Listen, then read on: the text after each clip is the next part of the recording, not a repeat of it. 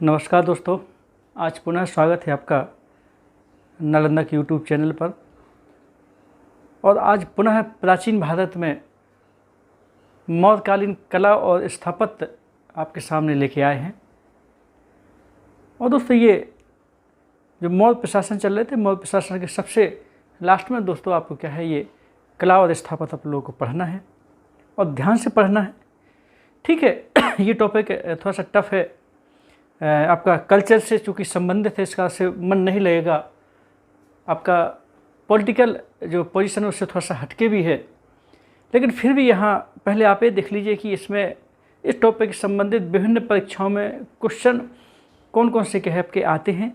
और स्वाभाविक है, जब आप परीक्षा से संबंधित प्रश्न आप देख लोगे तो थोड़ा सा हल्का सा इसमें इंटरेस्ट आपको क्या है जगेगा।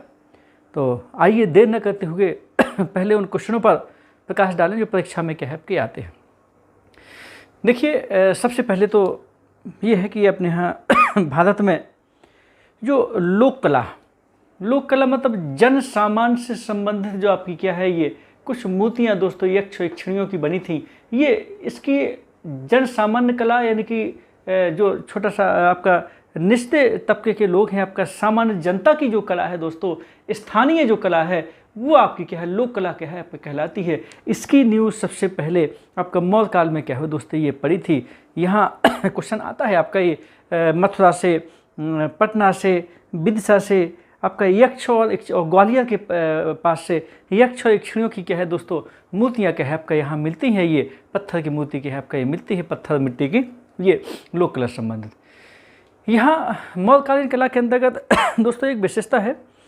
ठीक है, आपका ये जो आपका सिंधु सभ्यता यानी कि हड़प्पा कालीन जो स्थल है वो आपका धौलावीरा है। धौलावीर में ठीक है श्वेत पाषाण स्तंभों को तराशा गया है, लेकिन वो चूँकि आपका ये सिंधु सभ्यता है तो यहाँ और आद्य इतिहास है। यहाँ ऐतिहासिक काल में दोस्तों सबसे पहले जो आपका पॉलिश पाषाण कला,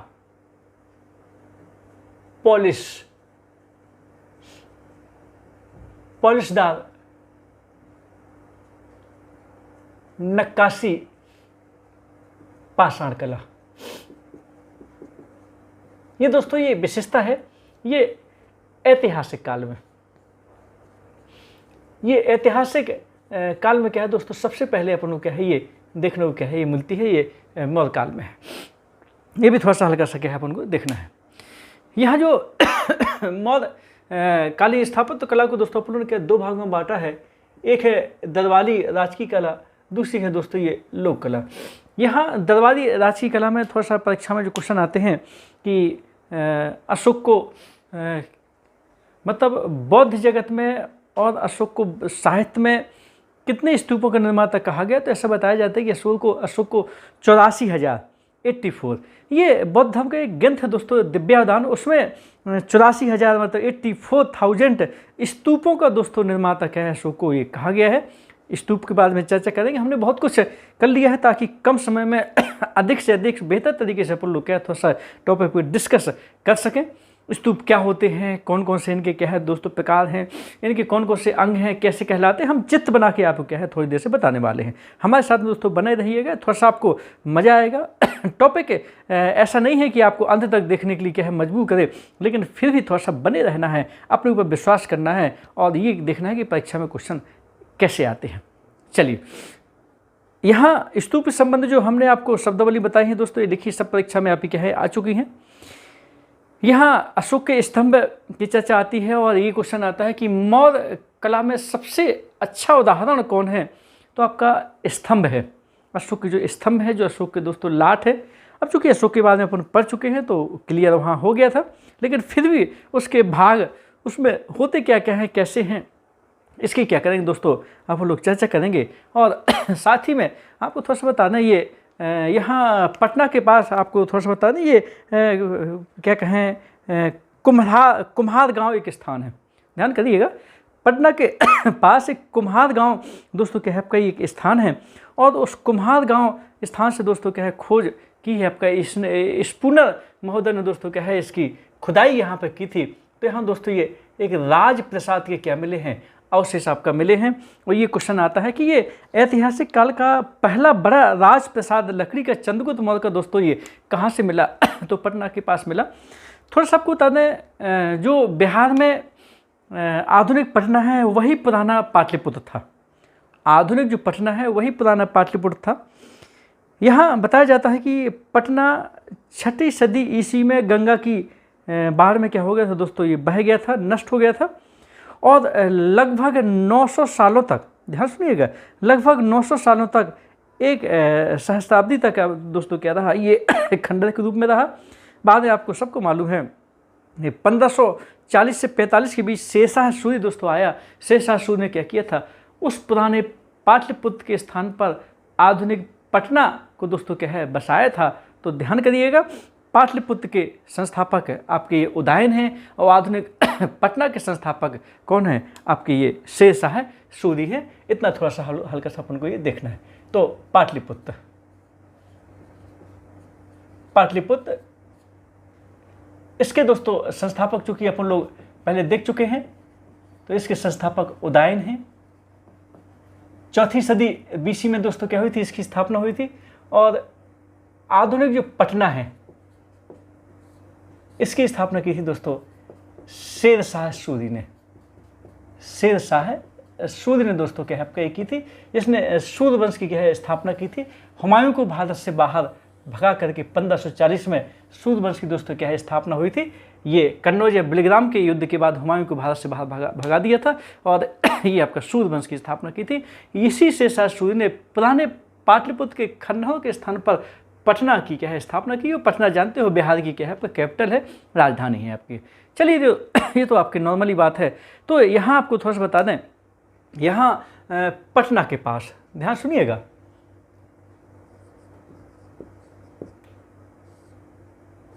पटना के पास एक स्थान है दोस्तों, उसका नाम है कुम्हार गांव। अब ध्यान सुनिएगा, कुम्हार गांव, ये क्वेश्चन आता है आपका एसएस सिविल में क्वेश्चन आया है। पटना के पास कुम्हार गांव के पास क्या है दोस्तों, ये भारत का ऐतिहासिक काल का चंद्रगुप्त मौर्य का आपको क्या है राजप्रसाद मिला है। और आपको बता दें ये 80 स्तंभों वाला, इसमें कितने स्तंभ है, 80 स्तंभों वाला दोस्तों क्या है राजप्रसाद मिला है। तो ये लकड़ी का राजप्रसाद दोस्तों क्या है आपका ये मिला है। और यहाँ ये जो खोजकर्ता दोस्तों इसके हैं, उत्खननकर्ता थे, ये 1915 से 17 के आसपास आपका ये स्पूनर महोदय हैं दोस्तों। इन्होंने क्या किया था, ये इन्होंने इसकी क्या की थी आपकी ये खोज ऑब्लिक उत्खनन, ठीक है ना। तो ये थोड़ा सा क्या करना, हल्का सा ये करना है अपन को। चलिए ये, और यही हम आपको जब ये मौर्य स्थापत्य मौर्य आपका के शासन पढ़ा रहे थे, तो हमने आपको बताया था कि ये मेगास्थनीज की इंडिका के आधार पर, मेगास्थनीज की इंडिका में पाटलिपुत्र को पालीबोथा कहा है। तो मेगास्थनीज की इंडिका के आधार पर दोस्तों ये जो एरियन है, एरियन ने आपका पाटलिपुत्र का क्या किया था दोस्तों, ये वर्णन किया था। उस समय चूँकि आपको बता चुके हैं। और उसका जो वर्णन किया था वो किया था कि ये 80 स्टेडिया लंबा था, लगभग 18 स्टेडिया क्या था दोस्तों ये चौड़ा था। ये इसकी जो चारदीवारी की चारों ओर 700 फीट चौड़ी क्या थी दोस्तों खाई थी, जिसमें पानी क्या है भरा रहता था। इसमें 64 आपके क्या है तोरण द्वार थे, 570 दोस्तों उसमें क्या थे ये बुर्ज थे। ऐसा आपका क्या है उसका उल्लेख आपका क्या है ये आया हुआ है। ये एरियन ने क्या है दोस्तों इसका क्या किया है आपका ये वर्णन किया है, किसका, राजप्रसाद का। एरियन ने इंडिका के आधार पर किया है, इसका विशद वर्णन किया है। एरियन ने पाटलिपुत्र का यानी कि पालीबोथा का क्या है कि ये दोस्तों ये इन्होंने आपका क्या है ये वर्णन किया है आपका ये, ठीक है ना, जो आपको हम बता चुके हैं आपके पालीबोथा का वर्णन कैसा किया है ये हम आपको पहले चूंकि बता चुके। कैसा, 80 × 18 स्टेडिया ये लंबाई चौड़ाई है। यहाँ 64 तोरण द्वार, 570 इसमें क्या थे बुर्ज थे, कंगूर टाइप के थे। इसके अलावा क्या है 700 फीट क्या थी दोस्तों ये चौड़ी, यहाँ क्या थी आपकी ये खाई थी। और आपको बता दें ये तीसरी चौथी सदी ईस्वी में, सॉरी चौथी पाँचवीं सदी ईस्वी में जो चीनी यात्री जो आया था, फाहियान आया था चंद्रगुप्त द्वितीय विक्रमादित्य के समय, उसने भी दोस्तों इसका क्या किया है, इस नगर का वर्णन किया है। और जो फाहियान क्या कहता है कि यह नगर देवताओं द्वारा निर्मित, मतलब आश्चर्य उसने क्या किया था, व्यक्त किया था कि इतना भव्य नगर था, तो इसने क्या किया था दोस्तों, ये इसको देवताओं द्वारा निर्मित आपका क्या किया था, आपका ये बताया था। तो क्वेश्चन ये है कि इस पाटलिपुत्र को देवताओं द्वारा निर्मित किसने कहा, तो आपको क्या कर लेना है, ये फाहियान ने दोस्तों क्या है आपका कहा है। फाहियान चीनी आपके क्या थे, यात्री थे, चंद्रगुप्त द्वितीय विक्रमादित्य समय आए थे, बाद में बताएंगे। इनकी जो पुस्तक है आपका ये फा क्यू में क्या किया दोस्तों, इस प्रकार से क्या है, ये उस पाटलिपुत्र को देवताओं द्वारा निर्मित कहकर आश्चर्य व्यक्त करते हैं कि बोले इतना अच्छा क्या था आपका, ये महल था आपका, इतना अच्छा राजप्रसाद था किसका, चंद्रगुप्त मौर्य का। तो ये जो राजप्रसाद है दोस्तों, ये चंद्रगुप्त मौर्य का महल, चंद्रगुप्त मौर्य का महल है, और ये लकड़ी द्वारा आपका क्या था, निर्मित था। और ये आपका क्या है, इसका वर्णन किया गया है। और इसकी जो खुदाई हुई थी कुम्हार गांव के पास, पटना के पास, ये स्पूनर महोदय ने दोस्तों क्या है आपकी ये खुदाई इसकी क्या है, इसके प्रमाण आपके ये मिल चुके हैं। आधुनिक काल का प्राचीन काल का ऐतिहासिक काल का ये पहला सबसे बड़ा आपका क्या था दोस्तों, ये महल आपका क्या है, ये मिला हुआ है। तो थोड़ा सा क्या है, हल्का सा ये देखिएगा, यहाँ पटना के पास ही दोस्तों बुलंदी ग्राम है, वहाँ दोस्तों परीखा का मतलब चार दीवारी का क्या हुआ दोस्तों, प्रमाण आपका क्या है, ये मिला है। इन्हीं स्पूनर महोदय को क्या है आपका ये मिला है। बुलंदी बाग स्थान है पटना के पास, वहाँ चार दीवारी मिली है। तो क्वेश्चन ये है, मेन पॉइंट पे आ जाएगी, चंद्रगुप्त मौर्य का राजप्रसाद पटना के पास कहाँ मिला, तो कुम्हार गांव के पास क्या है दोस्तों, ये मिला है। इसके उत्खनन करता कौन थे, 1915-17 स्पूनर महोदय ने क्या है उत्खनन मतलब इसकी खुदाई दोस्तों करवाई थी। जो एरियन ने जिसका वर्णन किया, जिस पालीबोथा का वर्णन किया, इंडिका को के आधार पर वर्णन किया दोस्तों, उसकी खुदाई आप क्या है स्पूनर महोदय ने बाद में आप क्या है करवाई थी। और ये राजप्रसाद लकड़ी का आपका ये मिला है, जिसे फाहियान ने देवताओं द्वारा निर्मित कह दिया है। तो हमारे ख्याल से आपको ये क्लियर आपको क्या है हो गया होगा। चलिए दोस्तों, तो ये दरबारी कला का एक पार्ट आपको क्या है निपट गया। जो मौर्यकालीन कला स्थापत्य को हमने आपको कई भागों में बांटा। दरबारी कला के अंतर्गत आपका नगर की परीक्षा और राजप्रसाद आपका क्या है दोस्तों, ये हो गया। अब यहाँ थोड़ा सा वर्णन करना है अपन को स्तंभ। आपको दोस्त सबको पता है कि ये क्वेश्चन आता है कि ये अशोक ने जो ईरान का हकमनी राजा था दोस्तों, जो 5वीं सदी बीच में हुआ, उस हकमनी राजा डेरियस जो फर्स्ट है, डेरियस फर्स्ट से प्रेरणा ली थी अभिलेख को खुदवाने के लिए और स्तंभ बनवाने के लिए, मतलब अशोक की जो लाट है उसको बनवाने के लिए क्या है दोस्तों, ये प्रेरणा ली थी। लेकिन यहाँ थोड़ा सा ये भी आपका कुछ विद्वान कहते हैं कि प्रेरणा ठीक है, प्रेरणा ली थी, अभिलेख को खुदवाने की प्रेरणा ली थी, लेकिन स्तंभ जो अशोक ने लाट जो बनवाई है दोस्तों, उसकी प्रेरणा स्रोत ईरानी कला नहीं है, बल्कि विशुद्ध रूप से क्या है भारतीय कला है। इसलिए है क्योंकि ईरान के जो दोस्तों स्तंभ बने हैं वो कई पार्टों में, कई खंडों में है, लेकिन अशोक ने जो स्तंभ बनाया है, जो जिसको एएसटी बोलते हैं, जिसको लाट बोलते हैं दोस्तों, वो एक ही पत्थर को काट करके दोस्तों क्या है आपका ये बनवाया है। अशोक के स्तंभ ऊपर नीचे चौड़े ऊपर क्या है सिकुड़ते गए हैं, लेकिन दादा प्रथम के जो स्तंभ है दोस्तों, नीचे से ऊपर तक उनकी क्या है आपका चौड़ाई लगभग एक जैसी है।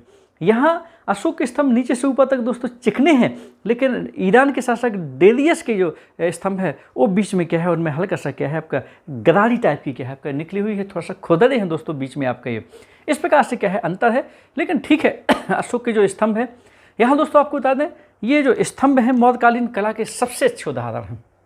क्वेश्चन आता है कि मौर्यकालीन कला के सर्वोत्कृष्ट उदाहरण कौन है दोस्तों, तो आपके क्या हैं ये स्तंभ हैं, ध्यान सुनिएगा। और इन स्तंभों में सर्वोत्कृष्ट स्तंभ कौन सा है आपका, ये सारनाथ का स्तंभ है। सारनाथ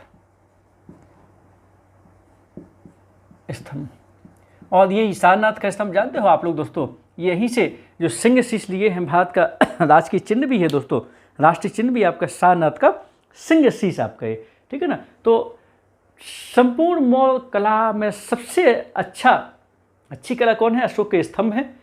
और उन स्तंभों में दोस्तों क्या है सर्वोत्कृष्ट कौन है, सारनाथ का स्तंभ है। ये सबसे अच्छा, सबसे सुरक्षित, सबसे बड़ा दोस्तों स्तंभ है, और सबसे छोटा रुनमन देवी का क्या है दोस्तों स्तंभ है। ऐसे बताया जाता है कि अशोक की जो स्तंभ है लाट लगभग 30 से अधिक दोस्तों ये आपके क्या है मिल चुके हैं। इनकी जो आपका ऊंचाई है दोस्तों लगभग ये 30 फीट ऊंचाई है। 50 टन लगभग क्या है दोस्तों एक स्तंभ का आपका क्या है ये वजन है। और हम आपको बता चुके हैं कि ये आपके कुछ स्तंभ अकबर ने आपका इलाहाबाद के किले में रखवाए थे, कुछ आपके क्या लाए थे, ये आपके फिरोज शाह तुगलक दोस्तों आपके क्या है ये लाए थे। तो ये आपको क्या है पिछली क्लास में चूँकि बता चुके हैं। यहाँ थोड़ा सा स्तंभों की जो की बात हो रही, तो स्तंभों के भाग कौन कौन से है ये थोड़ा सा क्या करना दोस्तों अपन को ये देखना है। सब जानते हैं आप लोग। यहाँ जो डेरियस फर्स्ट के जो स्तंभ है दोस्तों वो यहाँ नीचे बेस दे करके बनाए गए हैं, लेकिन क्या है इसमें अशोक के स्तंभ में दोस्तों कोई बेस आपका क्या है नहीं है। ये जो मेन स्तंभ होता था दोस्तों ये जो मेन स्तंभ होता था इसको बोलते थे यष्टि। यहाँ आपका है यह इसको बोलते थे दोस्तों यष्टि। थोड़ा सा ध्यान सुनिएगा, ठीक है ना।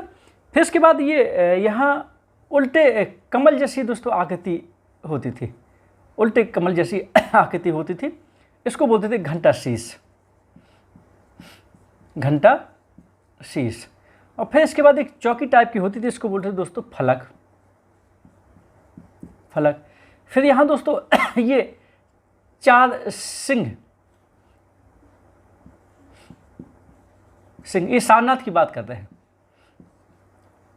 4 सिंह।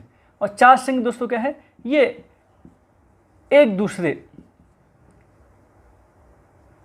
की पीठ की हुए बैठे हैं, पीठ की क्या है दोस्तों ये बैठे हैं। 4 सिंह है, इस कारण से आपने देखा होगा राष्ट्रीय चिन्ह में 3 ही सामने देखते हैं, जो सामने दिखता है उसके जस्ट पीछे भी पीठ की हुए आपका ये बैठे हैं। तो ध्यान सुनिएगा, ये जो हमने आपको ये 4 चीज़ें बताई हैं यहाँ देखना है। ये जो मेन आपका स्तंभ है जिसको लाट भी कहते हैं दोस्तों, इसको क्या कहते हैं लाट, जो खंबा होता है एक ही पत्थर का तराशा होता है, ये आपका इसको एष्टि कहते हैं। फिर जो कमल, उल्टा कमल जो बना रहता पत्थर का, वो दोस्तों यहाँ लगा है, उसको बोलते हैं घंटा शीश। कमल के ऊपर एक चौकी टाइप की लगी रहती थी अलग से, उसको बोलते हैं दोस्तों फलक। इसके ऊपर फिर क्या है 4 सिंह दोस्तों क्या है आपके ये बैठे हुए हैं। और सिंहों के जो यहाँ मस्तक पर आपको बता दें यहाँ ये क्या कह रहे हैं, ये एक धर्म चक्र प्रवर्तन, मतलब 32 तिलियों का क्या है आपका ये चक्र भी दोस्तों क्या है आपका ये होता था, जो धर्म चक्र प्रवर्तन से क्या है आपका इस संबंधित है।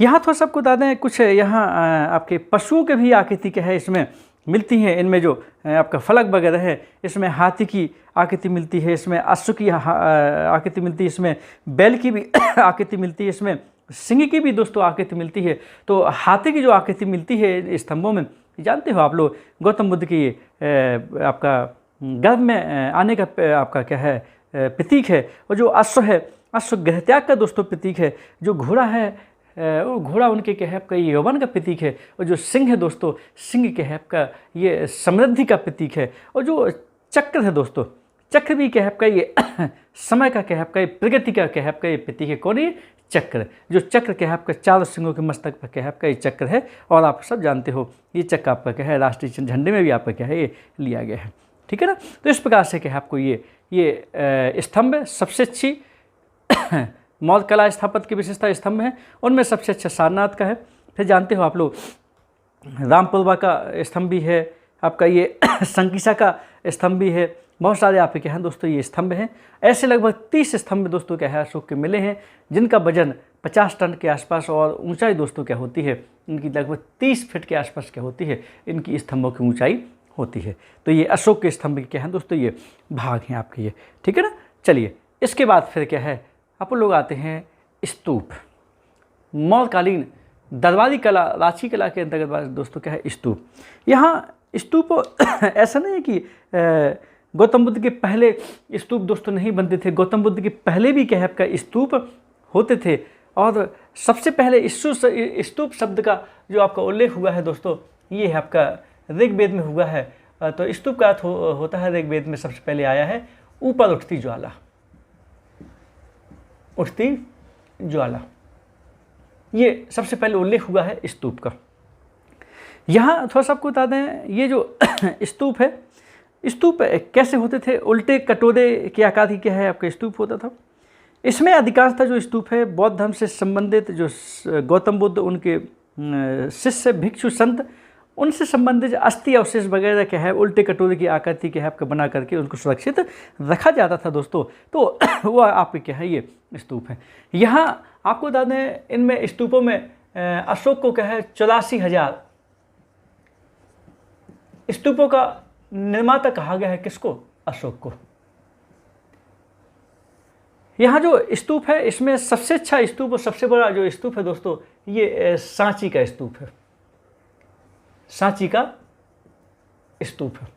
और सांची का स्तूप आपको बता दें ये मध्य प्रदेश राज्य में है। कहाँ है? मध्य प्रदेश दोस्तों राज्य में है। और ये रायसेन के आपका जिले में, रायसेन के आपका डिस्ट्रिक्ट में आपका क्या सांची का स्तूप पड़ता है। चलिए यहाँ ये वेदिका दोस्तों, ये जो पहली बात तो स्तूप होता है, ये स्तूप उल्टे कटोरे, ऐसा उल्टे कटोरे की आकृति क्या होता है दोस्तों ये स्तूप होता है। पहले ये मिट्टी से बना होता था, बाद में अशोक के समय आपको बता दें ये स्तूप आपका ईंटों से आपका बनने लगा। उसके बाद फिर क्या है ईंटों के ऊपर पत्थर दोस्तों क्या है आपका ये बनाए जाने लगे इन स्तूपों के ऊपर। चलिए यहाँ स्तूपों के ऊपर चारों ओर एक चार दीवारी दोस्तों होती थी। चारों ओर क्या है ये चार दीवारी,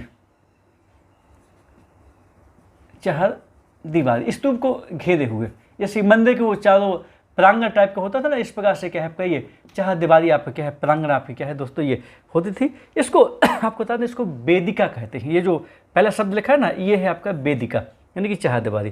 फिर मेधी, मेधी है दोस्तों ये बेस, कुर्सी, कुर्सी मतलब जिस चबूतरे के ऊपर, जिस चौको चबूतरे के ऊपर उल्टे कटोरे की आकृति का दोस्तों क्या है ये स्तूप बना रहता था, इसको क्या है आपका ये मेदी कहते हैं। अंड, अंड यही है अर्ध गोलाकार आकृति, अर्ध गोलाकार जो आकृति है वही दोस्तों क्या है ये अंड है, इसको अंड बोलते थे। हर्मिका, हर्मिका आपको बता दें ये वही है, ये यहीं पर पात्र होता था, यहीं पर क्या है ये पात्र होता था, कलश वगैरह क्या है, तो ये दोस्तों क्या है ये हर्मिका है, हर्मिका। इसके बाद है छत्र, छत्र दोस्तों ये इस प्रकार से छत्र लगा। यष्टि, यष्टि छत्र को सहारा देने के लिए जो आपका क्या है ये आपका क्या कहे पत्थर की जो आपकी डंडी टाइप की लगी रहती है उसको क्या बोलते थे, ये है आपका ये छत्र और ये है दोस्तों यष्टि। अब क्वेश्चन ये है स्तूप का सबसे महत्वपूर्ण भाग कौन है दोस्तों? हर्मिका है। ये जो हर्मिका है ये सर्वाधिक महत्वपूर्ण भाग है, क्योंकि दोस्तों इसी हर्मिका के अंदर ही पात्र रखा जाता था, कलश पात्र जो भी है, जो भी आपका गौतम बुद्ध संबंधित या बौद्ध धर्म संबंधित जितने भी संत वगैरह उनके क्या है अस्थि अवशेषों को जो भी आपका रखा जाता था, ये दोस्तों आपके क्या है ये अंदर खोखला नहीं था, ध्यान करिएगा, ये अंदर क्या है आपका खोखला नहीं है आपका स्तूप। यहाँ पे रहता था आपका ये कलश पात्र, कलश पात्र। यहाँ ये हर्मिका में दोस्तों क्या होता है ये कलश पात्र होता है। यहाँ बाद में आपको बता दें ये इनके स्तूप के यहाँ प्रवेश करने के लिए दोस्तों दरवाजे क्या है आपके बनाए जाने लगे, तो इनको क्या बोलने लगे, इनको तोरण द्वार बोलने लगे, तोरण द्वार। ये थोड़ा सा आपको बता दें जिस प्रकार से कई ठीक है 84,000 स्तूप है अशोक के, बहुत सारी जगहों में दोस्तों क्या है स्तूप है। जब मध्य प्रदेश में सांची के स्तूप की ही बात कर लें तो मूल रूप से क्या है अशोक ने वो दोस्तों बनवाया था। यहाँ शुंग वंश के समय इस स्तूप के ऊपर पत्थरों से ढका गया था, आपके पत्थर की चीपनुमा आपकी लगाई गई थी चारों ओर। और ये बेष्टनी दोस्तों, ये जो बेष्टनी है आपका ये वेदिका है, ये आपकी क्या है बनवाई गई थी। वेदिका को दोस्तों बेष्टनी भी कहते हैं, बेष्टनी। चार दीवारी ये वेदिका या बेष्टनी भी कहते हैं, इसको बेष्टनी भी कहते हैं आपको।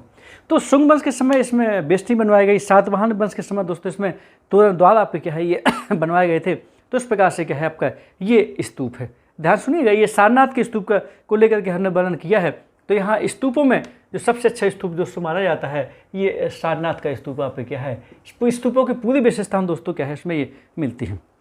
अब यहाँ दोस्तों ये कुछ स्तूपों के तो हमने बताए थे आपको अंग कि कौन कौन से क्या होते हैं, अंग होते हैं।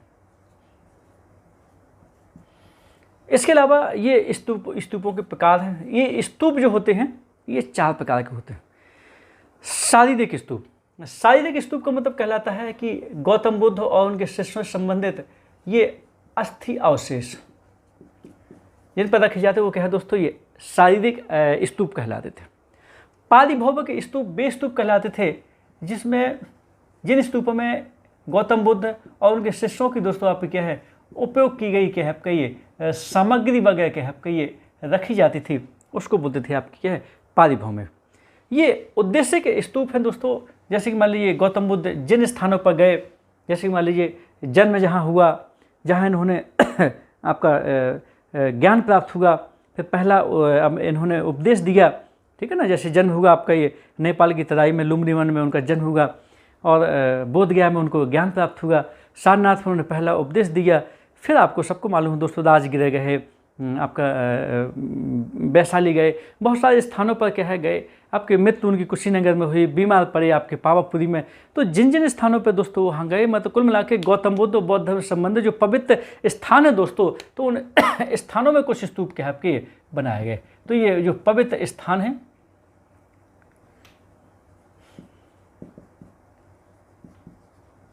स्थानों के स्तूप क्या कहलाते हैं दोस्तों, ये है आपकी उद्देश्य के स्तूप कहलाते हैं। थोड़ा सा ध्यान सुनिएगा। संकल्पित स्तूप का मतलब कहलाता है कि जो संतों द्वारा, बौद्ध संतों द्वारा क्या है आपके कुछ जो आपके पूजार्थक छोटे छोटे पूजार्थक कुछ छोटे छोटे क्या है आपका स्तूप बनाए जाते हैं, उनको क्या बोलते हैं संकल्पित आपके स्तूप कहते थे।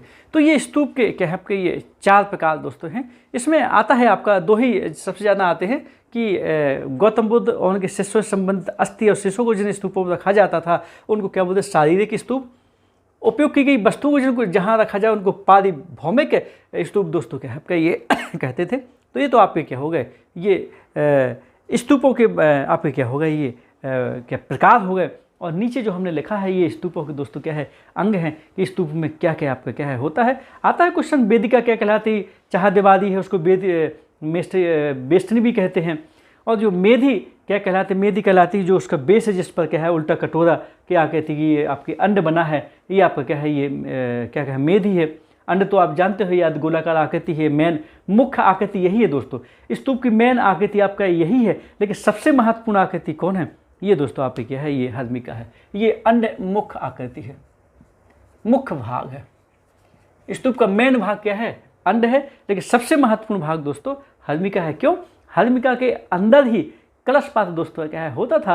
वो गौतम बुद्ध संबंधित या शिष्य संबंधित जो भी आपके क्या होते थे, उनके कुछ अस्थि अवशेष वगैरह होते थे, वो आपका क्या होते थे इसी हर्मिका में दोस्तों क्या है होते थे। छत जानती हो, छत को सहारा देने के लिए जो आपका भाग होता था उसको यष्टि क्या है आपका ये बोलते थे। जिस प्रकार से यष्टि लाट यहाँ स्तंभ को भी कहते हैं, यहाँ दोस्तों क्या है यष्टि आपका ये हर्मिका को सहारा देने के लिए क्या है आपका ये होती थी। तो ये तो दोस्तों हो गए आपके स्तूप, आता है आपका परीक्षा में। और थोड़ा सा सांची का स्तूप कहाँ है ये भी आता है। सांची के स्तूप में आपको बता दें गौतम बुद्ध के 2 शिष्य थे सारिपुत्र और महामोदग्लायन, उनके क्या है दोस्तों यहाँ पर अस्थि अवशेष क्या है आपके ये रखे गए हैं। किसमें, सांची के स्तूप में आपके क्या है ये रखे गए हैं। सांची के स्तूप को बनवाने में दोस्तों 3 वंशों का योगदान रहा। मुख्य रूप से ये अशोक द्वारा क्या है आपका ये बनवाए गए थे। हालांकि वहाँ 3 स्तूप है, एक बड़ा स्तूप है जिसको महास्तूप कहते हैं, बाकी 2 क्या है आपके दोस्तों ये छोटे छोटे स्तूप है आपके कहाँ ये सांची में। अब इसके बाद दोस्तों ये आपकी क्या है लोक कला। लोक कला में आपको बता दें ये यक्ष और यक्षिणियों की मूर्तियाँ, देवी देवताओं की क्या है आपकी मूर्तियाँ।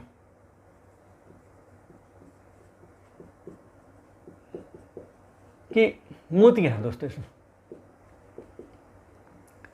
यहाँ आपको थोड़ा सा बता दें ये पटना,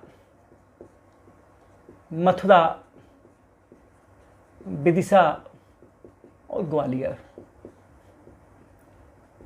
यहाँ यक्ष यक्षिणियों की मूर्तियाँ जो सामान्य जन से ग्रामीण जनता द्वारा क्या है दोस्तों ये बनाई गई मूर्तियाँ थी आपकी। छोटे पैमाने पर छोटे क्षेत्र में बनाई गई छोटी छोटी यक्ष यक्षिणियों देवी देवता होते हैं दोस्तों, उनकी क्या है आपका ये मूर्तियाँ आपकी क्या है बनाई गई। ये कहलाती है लोक कला। ये भारत में दोस्तों पहली बार क्या है आपका लोक कला की झलक देखने को मिलती कहाँ, ये मौर्य काल में। तो लोक कला पहली बार, ऐतिहासिक काल में पहली बार प्रमाण मिलते हैं इसके। ये भी हल्का सा क्या करिए, हल्का सा ये देखिएगा। यहाँ पाषाण शिल्प, यहाँ आपको बता दें पटना के पास एक स्थान है लोहानीपुर। यहाँ इसमें आपको बता दें ये पाषाण की 2 जैन मूर्तियाँ मिली हैं। जैन मूर्तियाँ दोस्तों क्या है मिली यहाँ पर मौर्य काल की बनी हुई मूर्तियाँ मिली हैं कहाँ, लोहानीपुर से। बाकी गुहा विहार जानते हो आप लोग, ये गुफाएं बनवाई थी ये बराबर नागार्जुन कोंडा, चूँकि बता चुके हैं पर लोग, अशोक ने बराबर की पहाड़ियों, बिहार की बराबर की पहाड़ियों में जो आपके आजीवक संत थे उनके लिए दोस्तों क्या है आपका ये पत्थर की गुहाओं का क्या दोस्तों निर्माण करवाया था। जानते हो आप लोग सुदामा की गुफा, कर्ण चोपड़ की गुफा, ठीक है ना, इस प्रकार की गुफाएं क्या है आपका ये बनवाई थी। और यहाँ आपका उनके पौत्र दशरथ ने भी दोस्तों क्या है आपका ये गुफाओं का निर्माण, नागार्जुनकोंडा में दशरथ की गुफा का निर्माण आदि क्या है आपका ये हुआ था। तो ये पाषाण शिल्प गुहाओं का, गुहा विहार का भी क्या हुआ दोस्तों निर्माण हुआ। इनकी चर्चा चूँकि अपन पिछली क्लास में कर चुके हैं, उस पर ज़्यादा चर्चा अपन को क्या है नहीं करना है। ये विश्व झोपड़ी है, कर्ण चोपड़ हैं, ठीक है ना, ये गुफाएं वगैरह क्या है बराबर में अशोक ने बनवाई दोस्तों, 4 गुफाएं बनवाई थी। और आपका ये उसके पौत्र दशरथ ने भी दोस्तों क्या है नागार्जुनकोंडा में आपकी ये गुफाएं वगैरह क्या है आपका ये बनवाई थी। तो ये आपका क्या है ये मौर्य कला का भी गुहाएं भी क्या है आपका ये भाग है। चलिए दोस्तों, तो जल्दी से एक नज़र डालते हैं क्या है अपन लोगों ने देखा है। और यहाँ ध्यान करिएगा, ऐतिहासिक काल में सबसे पहले पॉलिशदार नक्काशी ये मुख्य विशेषता है आपका ये पहली बार ऐसा हुआ है मौर्य काल में। आपका ये थोड़ा सा क्या हल्का सा देखिए, एरियन ने इंडिका के आधार पर पाटलिपुत्र का वर्णन पालीबुथा के नाम से क्या है दोस्तों ये किया हुआ है। उस पाटलिपुत्र को आंखों देखा, पाटलिपुत्र के राजप्रसाद को आंख से देखा अपनी फाहियान ने बाद में 4वीं सदी 5वीं सदी बीसी में दोस्तों देवताओं द्वारा निर्मित बताया। पाटलिपुत्र के पास कुम्हार गांव के पास चंद्रगुप्त मौर्य का राजप्रसाद दोस्तों मिला है। उसका वर्णन जो एरियन ने किया है, उसकी खुदाई आपको हम बता चुके हैं कि स्पूनर महोदय ने क्या है उसकी खुदाई करवाई थी। स्तंभ मौर्य कला के सबसे अच्छे उदाहरण हैं, और स्तंभों में सारनाथ का स्तंभ दोस्तों सबसे अच्छे उदाहरण है। स्तंभ में कौन कौन से भाग होते हैं ये आपको क्या हम आपको बता चुके हैं। सारनाथ का सिंह शीश दोस्तों आपका राष्ट्रीय प्रतीक भी, आपका भारत का राज की चिन्ह भी दोस्तों है, ठीक है ना। फिर अशोक को 84,000 स्तूपों का निर्माता कहा जाता है। स्तूप शब्द का सबसे पहले उल्लेख दोस्तों ऋग्वेद में हुआ, जिसका अर्थ होता है ऊपर उठती हुई क्या है ज्वालाएं। स्तूप के जो प्रकार हैं ये दोस्तों 4 होते, शारीरिक, पारिभौमिक, उद्देशिक, संकल्पित, आपको बता चुके हैं। स्तूप के जो अंग हैं ये आपके 6 अंग हैं, वेदिका, मेधि, अंड, हर्मिका, छत्र और यष्टि। कौन क्या होते हैं दोस्तों हमने यहाँ आपका नामांकन किया हुआ है, ये देखिएगा अच्छे से। लोक कला का सबसे पहले ऐतिहासिक काल में आपका जो प्रमाण मिलता है दोस्तों आपका मौर्य काल में क्या है मिलता है। पाटलिपुत्र की जो स्थापना की थी उदयन ने की थी, और पाटलिपुत्र की जगह जब पाटलिपुत्र गंगा की बाढ़ में बह गया था दोस्तों, नष्ट हो गया था, तो उस पाटलिपुत्र के खंडहरों के ऊपर लगभग 900 साल बाद शेषासुर ने मध्यकाल में आधुनिक पटना दोस्तों बसाया था, जो बिहार की क्या है आपकी राजधानी है, ठीक है ना। और सब जानते हो आप लोग जो सांची का दोस्तों स्तूप है ये 1818 में क्या है खोजा गया था। सांची स्तूप की जो खोज हुई थी दोस्तों ये 1818 में हुई थी। ये रायलेट महोदय ने की थी। रायलेट ने क्या है आपका सांची के स्तूप की क्या है दोस्तों ये खोज हुई थी। ये आता है ऐसे सिविल वगैरह में और पीसीएस वगैरह में आता है, ठीक है ना। ये थोड़ा सा हल्का सा देखिएगा। और एमपी पीसीएस में दोस्तों तो मेन क्वेश्चन है आपको खूब आया हुआ है सांची का स्तूप। मेन मुख्य परीक्षा में भी दोस्तों आपको लिखने के लिए आता है आपका ये। तो इस प्रकार से क्या है ये हमने आपको क्या है आज दोस्तों कोशिश की है कि ये मौर्यकालीन कला स्थापत्य को क्या करें हम लोग अच्छे से क्या है आपका ये थोड़ा सा जानें। तो दोस्तों हमारा ये टॉपिक कैसा लगा कमेंट बॉक्स के माध्यम से दोस्तों हमें क्या हमारा उत्साह वर्धन करें। और स्वाभाविक है टॉपिक थोड़ा सा क्लिष्ट है, लेकिन ये देखिएगा कि सब परीक्षा में क्वेश्चन दोस्तों आते हैं। अगर एक बार आपने शुरू से लेकर अंत तक हमारा ये वीडियो देखा है, अच्छे से इसको पढ़ा है, तो दोस्तों ये क्या हो आपके बाएं हाथ का खेल हो गया। अब आपको मौर्य कला स्थापत्य में कोई भी ऐसी चीज़ आपको क्या है नहीं मिलेगी जो परीक्षा में आती ना हो, आई है और सब क्या है लगभग आपको क्या है थोड़ा सा ये सिंपल आपको क्या है लगने लगेगा। बस शर्त है कि मन से और आत्मा से क्या करना है, इस टॉपिक को थोड़ा सा हल्का सा पढ़ना है, मन डाल के दोस्तों क्या करना है, पढ़ना है। तो चलिए दोस्तों, आज आपका मौर्य काल क्या होता है समाप्त होता है। इसके बाद मौर्य वंश के बाद ब्राह्मण वंश जो शुंग, कर्ण और सातवाहन आए, उनकी क्या दोस्तों अगली क्लास में आप लोग क्या करेंगे, चर्चा करेंगे। तो आज के लिए नमस्कार, जय हिंद।